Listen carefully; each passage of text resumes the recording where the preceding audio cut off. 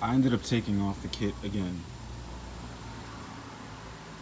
because I heard from, the few reviews that I saw from this kit that the flanges weren't flat.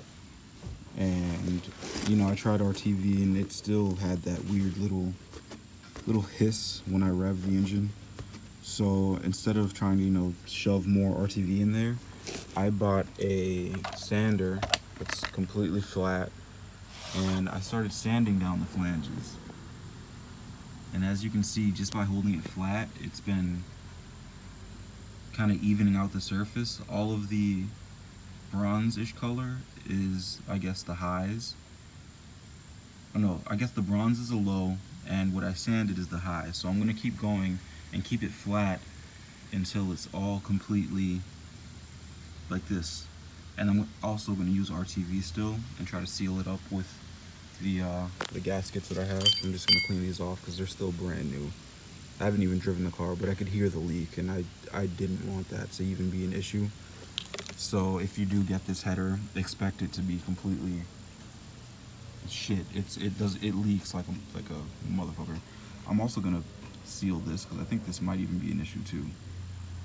But I'm gonna keep going with this. I'm gonna do this one. I'm gonna do the T3 flange, and I'm gonna do the wastegate, just so I know everything is good to go. It's super tedious doing this. I'm using 80 grit, I believe. Oh, that was fucking hot. So I sanded down the flanges the best I could. This one actually, oh, fuck, that's hot too. Holy shit, guys probably heard that. So I used this because it's like the flattest thing I had, and there's no light going in it now, so that's what I'm using. I'm trying to check like all the angles. That has a little bit of play. That might just be my hand. Yeah, no, that doesn't have any play. These, I noticed the middle section here seems to be the highest, but it's pretty spot on. You see that little gap right there? That's all that's left. So I'm gonna try to just do that with RTV, and it's kind of the same on both.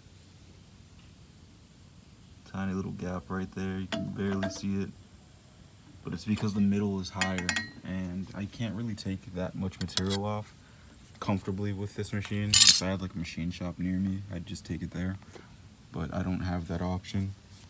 So I did the best I could. I'm going to RTV them, let them sit for like an hour or 2 hours. I'm gonna put RTV on the surface here on the header, put the gasket on top, and then put RTV here as well, and let it dry up so it's creates a seal. And I will stick them on in about an hour, hand tight, and then later today I'll probably torque them down to spec, so these aren't an issue. I'm going to put the wastegate on right now as well, and I'll RTV the turbo as well, just to be safe, because I don't want any leaks. I just want to be able to drive this thing like I was driving it with the SVD kit. That's really it. I'm going to take this to the back and blow compressed air in there so I can get all these metal shavings out so they don't get into the turbo, and I'm going to start RTVing. Alright, so I laid a bead of gasket maker, and I'm going to place this right on top, just like that. I'm not going to put pressure on it, I just want it to be able to seal. And I'm going to do the same on that side with this one after I clean off the shit. And once I clean off the shit from that, I'm going to place this shitty one right on top, but I don't mind because that's easy to change. This is what came with the CX kit. I kind of ruined the one that came with the turbo because this shit gets so sticky it ripped apart the multi-layer steel gasket.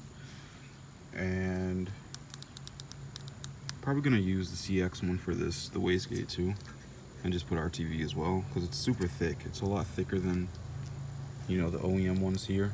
I'm just gonna really take a risk again on the OEM ones because these were brand new. And yeah, I mean, I'm just really gonna hope and pray that this is the one. You know what I mean? So yeah, I'm gonna make sure that's nice and solid.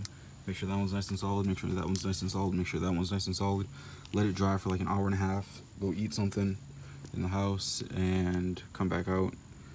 Put these on hand tight for today, you know, not torque down. And tomorrow I'll probably torque them down so there's no chance these leak, because that's really what I'm trying to avoid. All right. I got it all back together. Everything is sealed up. RTV, you know where it needs to be. Downpipe is good. It's not touching anything. I used the pry bar and moved it before, like while I tightened it, to make sure it wasn't touching anything. I am now, I have to put this back on. I am now doing the intercooler. So if you buy the CX Racing intercooler kit, this is how it comes. You put your MAF right there, right in front of the throttle body, and that's pretty much it. And my tuner told me that that is not a good place for it for scientific reasons, and you know, it's just not it. So I'm gonna actually cut this off right here. And I bought this piece. It's a MAF housing, which is 3-inch long, same with this.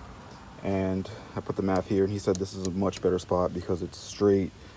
There's 3 inches before and after of straight air. It's not curved or anything. So it'll pick up a lot easier, a lot better. It'll pick up a lot better. And I won't run into, you know, idle issues or tuning issues. What I'm gonna do is cut off this section here and see if I can make it fit like this. If not, I'll just flip it, because it's actually perfect if I flip it. And I'll just, you know, reorient the blow-off valve that, you know, I have pretty much closed, because it's a cheap shit. It's not even, once I get a good one, I'll use it.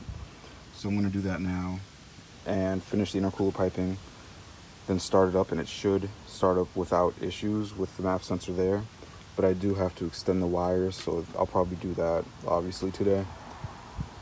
And then the last thing I need to do is get some bigger couplers so I can put my bigger intercooler, because this one that came with the CX kit is tiny, and the one I have actually comes up to like here. It's like double the size. So today I'm gonna cut that, do the wiring, and I'm good for today. And then maybe tomorrow I'll get the couplers and it should start up normal. So, you know, stay tuned, keep up with it. I'm gonna hopefully get this thing done by this weekend, or at least get it driving so I can get the logs to my tuner, and I'll run through everything once it's finished and what I had to do to get this thing running once it's running.